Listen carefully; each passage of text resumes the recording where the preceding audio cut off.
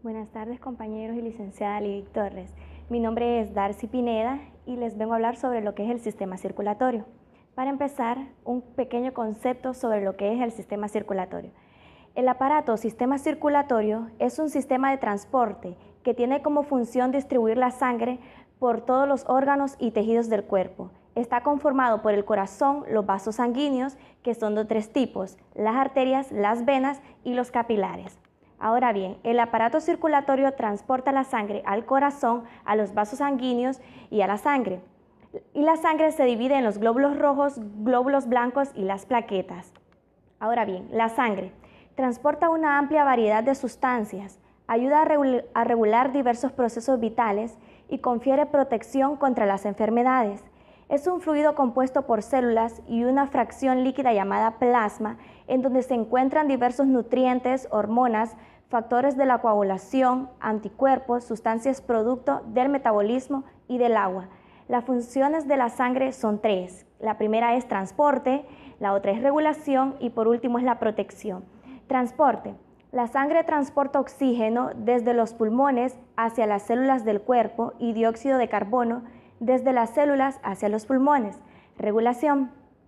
La sangre circulante ayuda a mantener la homeostasis de todos los líquidos corporales, ayuda a regular el pH por medio de la utilización de sustancias amortiguadoras y por último tenemos la protección. La sangre puede coagularse, la cual previene su pérdida excesiva del aparato circulatorio tras una lesión. Ahora tenemos los que son los componentes de la sangre, que son el plasma sanguíneo y los elementos corpusculares.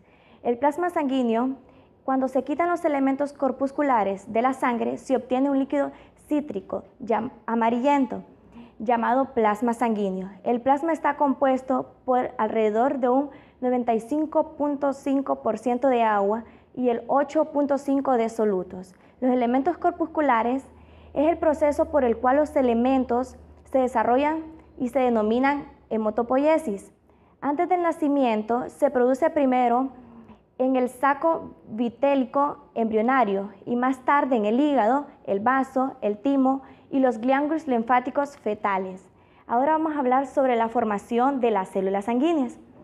A pesar de que se ha determinado que ciertos linfocitos viven años, la mayor parte de los elementos corpusculares de la sangre duran tan solo algunas horas, días o semanas y deben ser reemplazados en forma continua. La cantidad de glóbulos rojos y plaquetas circulantes se regula por sistemas en retroalimentación negativa que permiten que los valores permanezcan estables. Ahora hablaremos acerca del origen de las células sanguíneas. Durante el crecimiento del individuo y en su adultez, la tasa de formación de células sanguíneas decrece. La médula ósea roja en la cavidad medular de los huesos largos se hace inactiva y es reemplazada por médula ósea amarilla, compuesta en su mayoría por células adiposas. En determinadas circunstancias, como una hemorragia, la médula ósea amarilla puede convertirse en médula ósea roja, por extensión de esta última sobre la primera y reprobar las células pluripotenciales. Ahora hablaremos sobre los glóbulos rojos o critocitos. Contiene la proteína transportadora de oxígeno, la hemoglobina, y el pigmento que le da a la sangre el color rojo. Los glóbulos rojos, junto a los glóbulos blancos y plaquetas, componen el grupo de elementos formes de la sangre. Puede decirse que los glóbulos rojos son el componente más numeroso de los formes. Ahora bien, los glóbulos blancos o leucocitos poseen núcleo y no contienen hemoglobina. Se clasifican como granulares y agranulares, dependiendo si tienen gránulos citoplasmáticos. Son células sanguíneas que se encargan de efectuar la respuesta inmunitaria, actuando en la defensa del organismo contra antígenos y sustancias extrañas. Los leucocitos, junto a los glóbulos rojos y las plaquetas, forman el conjunto de elementos formes de la sangre. Ahora bien, los glóbulos blancos se clasifican en granulares y agranulares. A diferencia de los glóbulos rojos, los glóbulos blancos poseen núcleo y no contienen hemoglobina. Los glóbulos blancos se clasifican como granulares o agranulares dependiendo de si tienen granulos, o sea, vesículas. Ahora bien, las funciones de los glóbulos blancos son: la principal es la defensa del organismo de sustancias ajenas o agentes infecciosos y sirven de defensa al organismo ante agentes patógenos crean anticuerpos, asimilan las células muertas y protegen al cuerpo de alergias y virus. Existen varios tipos de glóbulos blancos, entre ellos tenemos los eosinófilos, que son un tipo de glóbulos blancos que son componentes del sistema inmune, encargados de combatir principalmente las infecciones parasitarias. Tenemos los basófilos, son el tipo menos común de los granulocitos y un tipo de glóbulo blanco. Son los principales responsables de la respuesta alérgica y antígena liberadora en sustancia llamada histamina.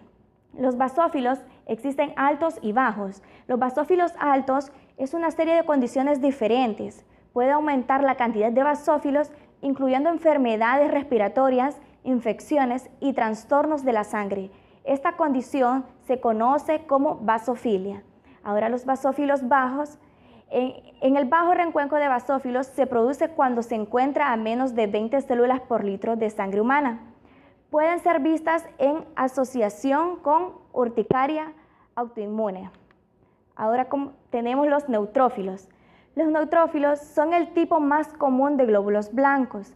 Defienden el cuerpo de las infecciones bacterianas y micóticas, siendo el primer tipo de célula inmune que responde y llega al sitio de la infección. También existen los neutrófilos bajos y altos. Los bajos, cuando menor sea un recuento de neutrófilos, más vulnerable será a las enfermedades infecciosas. Y los altos es una alta cantidad de neutrófilos, pueden ser causadas por infección, inflamación o trastornos crónicos tales como leucemia mieloide crónica. Ahora bien, otro tipo de glóbulo blanco son los linfocitos. Son un tipo de glóbulos blancos, una parte importante del sistema inmunológico. Son mucho más comunes en el sistema linfático que en la sangre y son el principal tipo de célula que encuentra en el linfa. También existen altos y bajos. Los altos es un aumento en la concentración de linfocitos, es generalmente un signo de una infección viral. Y los bajos pueden ser resultados de varios trastornos de la sangre o de otras enfermedades. Y por último tenemos los monocitos. Son un tipo de leucocitos, o sea, glóbulos blancos, que desempeñan un papel en la función del sistema inmunológico. Y también existen los monocitos altos y bajos. Y los altos son los niveles de monocitos en la sangre. Tienden a aumentar cuando alguien tiene una infección, debido a que más de estas células se necesitan para luchar contra ella. Y los bajos, un bajo conteo de monocitos puede ocurrir por varias razones, incluyendo enfermedades físicas, el uso de ciertos medicamentos o deficiencias vitaminas. Y tenemos las plaquetas. Las plaquetas o trombocitos son fragmentos citoplasmáticos pequeños, irregulares y carentes de núcleo. Las plaquetas liberan un gran número de factores de crecimiento, incluyendo el factor derivado del crecimiento de la plaqueta. La plaqueta desempeña un papel fundamental en la hemostasis y es una fuente natural de factores de crecimiento. Ahora bien, la hemostasis es una secuencia de reacciones que detiene el sangrado y hay 3 mecanismos de los que detienen el sangrado y uno de ellos es el vasoespasmo. El vasoespasmo, cuando las arterias se lesionan, el músculo liso de sus paredes se contrae de forma inmediata. Número 2, formación del tapón plaquetario. Las plaquetas almacenan una cantidad de sustancias químicas. También tienen enzimas que producen una prostaglandina. Y por último tenemos la coagulación sanguínea. Tiene una vía extrínseca y una intrínseca. El objetivo de la coagulación es tener fibrina polimerizada que tape el agujero. Ahora hablaremos sobre la importancia del papel de la vitamina K en la coagulación. El único papel biológico de la vitamina K conocido inequívocamente es el de factor para una enzima, que permite a ciertas proteínas retener el calcio. La vitamina K actúa como coenzima de un carboxilasa, que determina de residuos de ácido glutámico para formar un ácido y carboxiglutámico. Ahora, los grupos sanguíneos es una clasificación de la sangre de acuerdo con las características presentes en la superficie de los glóbulos rojos y el suero de la sangre. Existen varios tipos de grupos de la sangre, que son el sistema ABO y el sistema RH. El sistema ABO, en él se encuentra lo que es la hemocélula, la anemia, Son enfermedades que se encuentran en el sistema ABO. Y el sistema ARH es un sistema que ahí se produce la sangre. La proteína es una, y su RH negativo, y por último tenemos los desequilibrios hemostáticos. Los desequilibrios hemostáticos son la anemia, hemofilia y la leucemia. La anemia es una enfermedad en la que disminuye el transporte de oxígeno en la sangre. La persona siente fatiga y presenta intolerancia al frío, ambos factores relacionados con la falta de oxígeno. La hemofilia es una deficiencia hereditaria de la coagulación en la cual se pueden producir hemorragias espontáneas o tras un traumatismo leve. Y por último tenemos la leucemia. La leucemia se refiere a un grupo de cáncer de la médula ósea roja en la que los glóbulos blancos anormales se multiplican sin control. Esto ha sido todo por hoy y nos vemos en la próxima videoclase.